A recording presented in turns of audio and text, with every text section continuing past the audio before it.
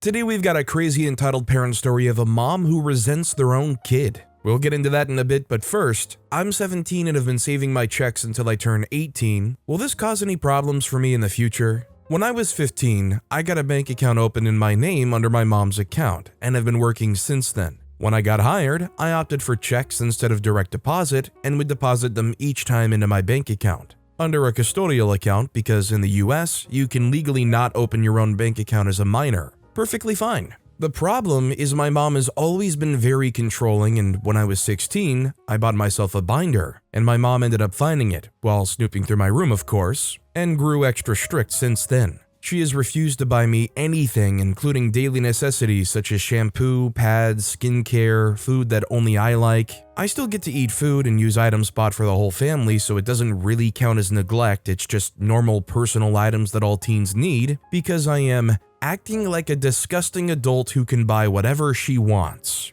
I was obviously upset by her decision and constant shaming, but grew used to it and started buying everything I needed myself. The next problem came when she would take money out of my bank account anytime I did anything remotely bad. I admit I deserved a punishment at some times, but most of it would be for very minor things that taking my hard-earned money was way too extreme for in my opinion. Example, I made whoever was in my family picking me up from school or work wait a few minutes, so she would take what she considered the amount of gas plus time out of my account, i.e. 5 minutes equals $25. Or I would take way too long in the shower doing God knows what. I do take long showers, but never more than 40 minutes, and on average take about 25 minutes, and have to pay the water bill for the entire household. A month of 5+ people. Another completely BS reason to me is if I didn't respond to her texts right away or update her where I was at when I was out of the house, she would take $1 for every minute I was out of contact.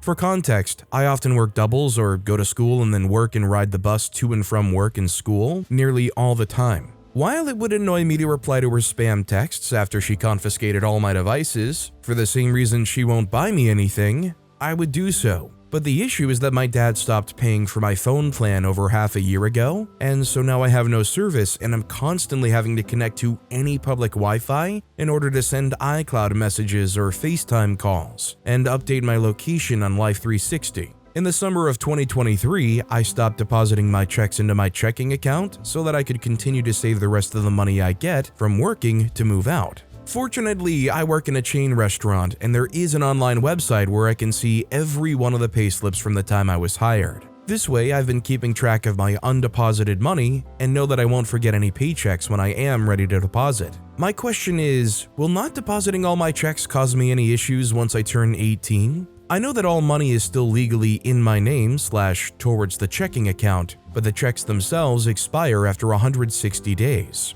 When I somehow ask for them to get reissued, will there be any penalties I have to pay for the various amount of checks I'll need again? Also, if it's okay for me to continue to save them until 18, how would I even go about asking for new checks when the time comes? I guess I would have to speak to my manager about it, but I don't know how to bring it up without mentioning my family issues. Another question is, once I open a new bank account solely under my name, is there any way I could get the checks that are directed towards my custodial account, under my mom's, into my new bank account? Would I just have to deposit them into my custodial account and then wire the money into my new account the same day? I turn 18 at the end of this year and will have about 38 undeposited checks by the time I'm able to open my own bank account. I've already considered going straight to the bank to get my checks cashed out, but that leaves an activity on the bank statements. And I know my mom is constantly monitoring my account as she questions whenever I buy something. For example, a charge of $28 from Amazon. What did you get from Amazon? Let me see the order. Getting a bank account under my dad's name is out of the question. He's an absent father who hasn't paid child support for the past 8 years and complains when he has to buy me food when I see him once a month. He would see my account balance and say I could get it myself if I asked him for anything necessary in the future, like help towards school payments. Also, in case any of you might think this is just because we're short on money or I should help out my mom with the bills, we are a low-income family, but my mom has saved up money for years and is definitely not short on it. I know she has a CD account with $60,000+ in it, and she has a boyfriend who pays for luxurious gifts and trips for her. Honestly, I don't know an elegant solution off the top of my head to this problem, but saving the checks definitely is not it. First of all, I don't think you want any of those checks to expire and have to reissue them. Secondly, it's really bad for your employer. With OP stacking these checks up, if there did come a point where they're ready to cash out all of them all at once, surely that's thousands of dollars, and instead of that gradually coming out of the employer's bank accounts, weeks, months, years later, they're going to have this multi-$1,000 all-at-once withdrawal from their account. Honestly, I think if there's no opportunity to actually get it into the bank account, cashing it out and just trying to protect it yourself might be the best option. I saw somebody in the comments suggest maybe you could get a safe deposit box at the bank, which is actually a really great idea if you can swing that. Altruistic Lock 5362 wrote, "My young friend, you might upset the restaurant owners as they cannot balance their book with you not cashing these checks. Plus, your mentally unstable mother sounds like she may cash them if she finds them. I hate controlling parents like this. They're not qualified to be a parent. You need to figure out a not relative over 18 you can trust to get these checks in an account, making money for you. Unfortunately, your mother has legal rights, but you may want to see if you can get yourself emancipated from her. A lot of millennials and Gen Z have done this. Good luck." Also, hi, I'm Steven, and if you guys enjoy crazy stories of entitled parents, why not hit those like and subscribe buttons down below? That said, our next story is, "It's my birthday, not yours." I was born on Mother's Day. When I say this, people always comment, "Oh, what a wonderful gift for your mother," but I cringe when they do. My mother is narcissistic and acts like a child. If she's not happy, she makes sure everyone else in the family isn't either. She can do no wrong and plays the victim when provided with proof. So to me, being born on Mother's Day, I took away her day. I was a burden rather than a gift. At least that's how it felt like growing up. My partner and I invited my parents to play at Topgolf so they could be here to celebrate my birthday. They live an hour and a half away from us. Initially, I wouldn't have invited them to do anything, but I want to have my books back with me now that I live closer. And honestly, going back into my childhood home is triggering, so with them coming, I get my books and maybe dinner paid. Overall, things were going well. Surprisingly, no fights or politically charged conversations. When we started playing, though, my parents could not grasp how you had to change names before taking a golf ball. My mom also didn't know how to properly get the ball to come out and would manage to have multiple balls come out on her turn. That said, she went a lot. As time started running out, my partner and I started taking more balls out to basically catch up our turns with my parents. My mom saw this and ended up doing the same dang thing. I had to tell her to stop because it's pretty obvious what we were doing. When it was my turn again, there was about 2 minutes left. My dad and partner told me to run out the clock by hitting as much as I want, but my mom was right behind me as I was hitting, waiting for her turn. I had to remind her it was my birthday, not hers, and to wait her turn. It's frustrating because this is a very common theme in my life where she has to be the one treated specially, no one else. And she has very little awareness for letting anyone else be put first because she demands it all the time. Something minor, and she's obviously done worse things, but just need to rant about this. I guess if anything, she's consistent. It's disappointing that even on your birthday you have to experience that kind of behavior. But I guess at least it's not like out of the blue, it's just kind of like a reaffirming thing like, oh yeah, this really is who they are. Lapsteel Guitar wrote, "Regarding your mother's attitude towards your birth date, our daughter was born on a Monday between Mother's Day and my birthday. I haven't had a baby since. I figure I'm not going to steal my daughter's thunder. A little kid wouldn't understand is my take. Our daughter is an adult now, and in a few years it'll be my 65th. Until then, I'm not having a birthday." My point being, not all parents are like your mother. Some of us understand how kids feel. Our next story is Mail, care of my name. My mother seems to have registered her vehicle in my name. I'd been no contact for 6 months. Gave her a small chance after several therapy sessions, and then she pulled this without telling me. Claims it's because she doesn't trust her mailbox at her apartment. The things to her name, solely I am returning to sender, which maybe might result in her committing insurance fraud? Either way, not my problem. What can I do about mail she set up in care of my name? Well, I think OP's kind of glossing over the fact that they've registered a vehicle in OP's name. First, I mean, if you want to be spiteful, you probably could claim the car as yours and get it. But also, on the other end of things, doesn't that mean you have some level of liability if it's your identity attached to this car? Honestly, I think OP might be going about it in a bad way, acting so nonchalant about it. G. Smith 2127 wrote, "If she registered her vehicle in your name, and you're in the US and she gets into an accident, you could be liable. You need to contact the DMV and make sure her vehicle is not in your name.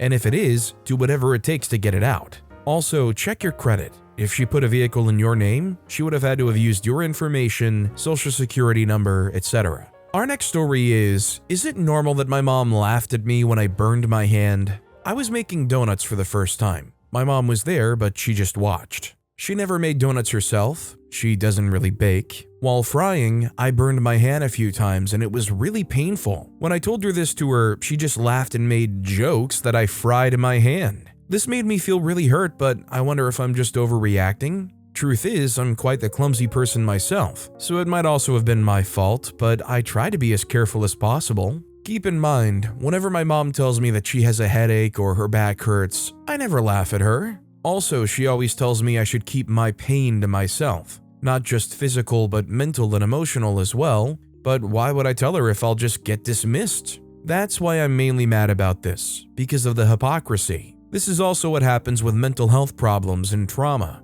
She tells me I should talk about my problems and feelings, but then she always goes about how others have it so much worse. I suffered much more than you. You don't know what it's like to suffer. You're just pretending, you're just lazy, etc. That's why I never talk about my problems to her, and then she wonders why. Even as a child, I always kept it to myself if I was injured. I never told my mom, even if it was very painful. Now I wonder, I don't have clear memories of this, but is it possible that my mom also laughed at me or dismissed my pain when I was a child, and that's why I developed the habit to pretend that I'm fine even when I'm not? Also, when she found out about my SH, she also laughed at me when we made something in the kitchen, stating that if I accidentally cut myself with the machine, it wouldn't matter to me anyways. Yes, it would. Also, she cried about it and made it all about herself, and that I'm only doing it to make her feel bad and because I hate her. She also called my scars ugly. I want opinions because I'm afraid I might just be overreacting and being overly sensitive. I do think some people react to things in different ways, it's not all black or white, but in a situation like that,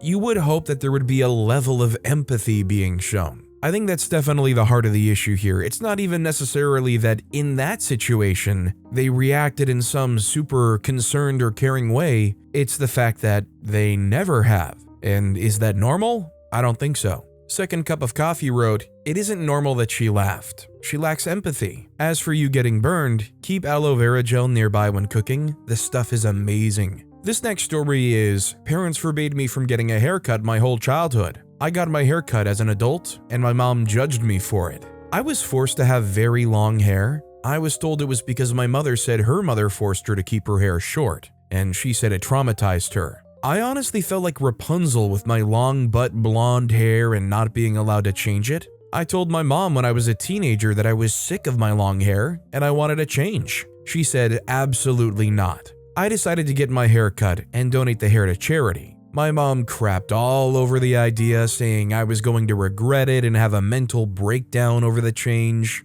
I was an adult, but I didn't have enough money for a car, so I needed a ride. I asked my mom for a ride and my mom refused, so I got my dad to drive me. She acted like I was going to get an abortion. She was so unhappy. When I got home with my new hair, she never once gave me a compliment. She barely looked at me. I loved my hair too much to care what she thought. But it was shocking for a woman in her 60s to get petty because I chose to do something for myself. She thinks she owns my hair. I wonder if she never said anything about my hair because she was mad she was wrong and that I had no regrets. Everyone else liked my hair. My dad wasn't happy with the idea, but grew to accept it. I think it's pretty clear there's some deep-seated stuff going on with the mom here. I mean, I guess you can really argue it from the point of she thinks she owns OP's hair, but really I think it's just a lot of attempted compartmentalized memories and feelings that are just taking over them. The problem isn't that she got to 60 years old acting like this, it's that she got to 60 years old without ever actually confronting it.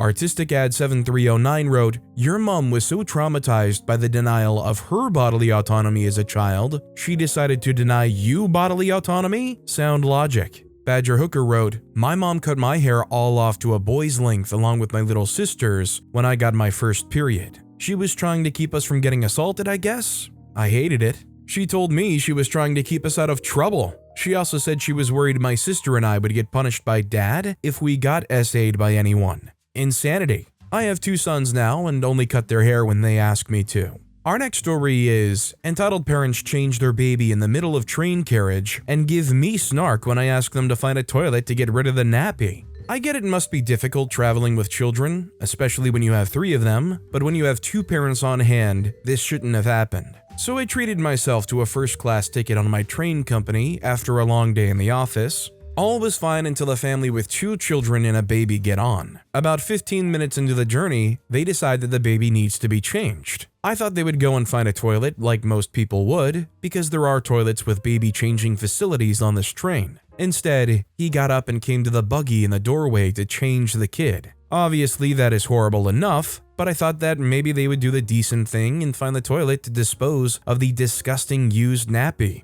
Nope, they didn't. As she went to the bin, I asked her to go find a toilet and go dispose of the used nappy in there. But she ignored me, put the nappy in the bin, and decided to just roll her eyes at me before her husband said something. I'd put my headphones in at this stage, so no idea, and I don't care. So now they're getting off halfway through the journey, and we have this nice stinky train carriage to contend with for the rest of the journey. Fantastic times. I really don't envy OP, especially considering this is a first-class ticket they paid for. I would almost wonder, is there like an attendant you could ask or flag down and maybe they could try and deal with a situation like that? I mean, I wouldn't want to sit there breathing in diaper fumes the whole time. Smudmuff in 1978 wrote, "I pulled into a parking lot and a woman was changing her baby's diaper in the backseat of her car. After pulling the heavily soiled diaper off, she threw it on the ground, put a fresh one on the kid, and headed into the store, leaving the steaming diaper face up in the parking lot. Unfortunately for her, she left her car unlocked. I wrapped up the soiled diaper and shoved it under the passenger's seat. I bet that smelled great after a couple of days in the August heat."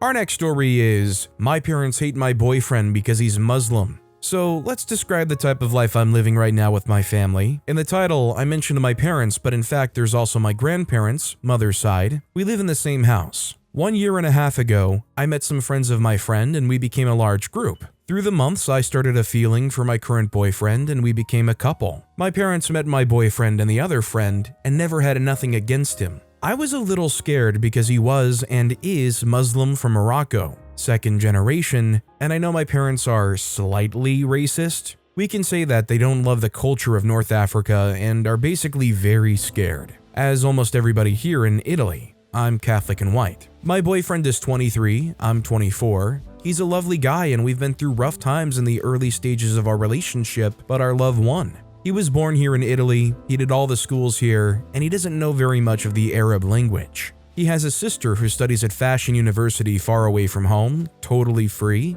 In the family they're Muslim, but the sister maybe not. They don't follow the rules too much. My boyfriend only doesn't eat pork and does the Ramadan. He supports me, he wants to go to church with me, and he's very curious. His family, after they met me, looked at me with eyes of happiness because I make their son happy, and I love him so much. They respect me and do for me a lot of Moroccan tea. Our friend loves us. We never had problems nowhere. We respect each other's faith and we do some little compromises. If we talk about faith of maybe future children, he says he wants them happy. I told him I want to bring them to the Catholic Church and he's okay. When they grow up, they'll obviously choose, despite our will. He doesn't want to marry other 3 ladies. I'm trying to anticipate the questions. Here's the problem. When I spoke about this relationship to my parents, they act crazily. They told me if I'm mad and that he wants our house, he wants to control me, he'll bring other wives and cheat on me, and our children will be bullied. They'll have no religion, or worst, his religion, that I will never have the wedding that I always dreamed for, and a lot of stuff like this. I felt traumatized. I'm now 9 months into the relationship and this didn't stop. They told me that I did the worst thing I could ever do to them, that when my mother brought me to this world, they would never imagine that I could ever do this. I'm a young woman with a healthy job, a car, friends, cooking skills. I have no mental health problems. They told me to go to the priest of our village for advice. They were sure that he'd push me away from this wrong relationship, but no. He knew me for some years. He said that he knows that I'm not a child and I'm smart enough to understand if a man is good or bad. He saved me and my mental health. But my parents and my grandparents are saying that they will never accept him, that they don't give a freak about who he is, but he's a Muslim. They don't tell anybody that I have a boyfriend because they're ashamed about us. Can you please give me advice? What can I do? Now, I can't go away from home because my mother needs care because she has health problems for at least another year. Thank you very much. It doesn't really sound like they have much control over OP.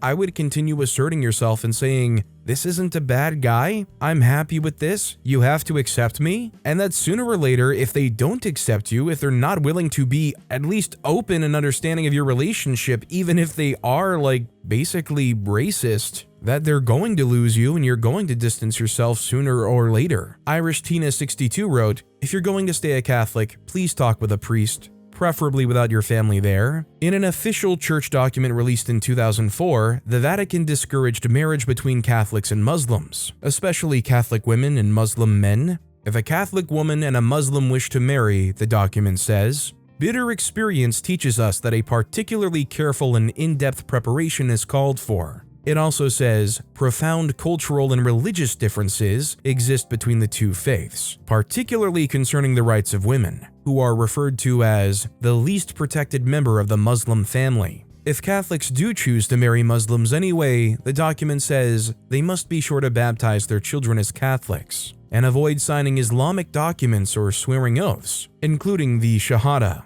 Islam's profession of faith. As Tevier says, a bird may love a fish, but where will they build a home together? I don't think he means where will they live, but more how will they live? Our next story is parents trying to control me at 25. Title says it all. I live in a completely different country from my parents due to them sending me overseas to further my studies, and I've decided to stay here. When they're not here, it's all good, but the moment they visit me, they try to control every aspect of my life. What time I'm coming back, etc. I've constantly told them that I'm not 16 anymore, and even though consistent texting, updating them, they would make me feel bad and like a failure when I come home late. If I'm out with my friends on a Friday, etc., saying things like, is this how you live here? I feel so trapped in control whenever they come visit me, even though I know I should feel grateful, but I just become cautious and wary and just generally get really depressed till they leave. I've had a chat with them about this before, and they still try and intrude in my life. Please advise me, I'm under so much stress as they're arriving in 3 days. Not to mention, my mom is racist and disapproves of my boyfriend due to him being a different skin color. She literally made me cry when we had an argument because she said he was gonna give me an STD due to him being a particular skin color. So my question is, do you think they could change in the slightest?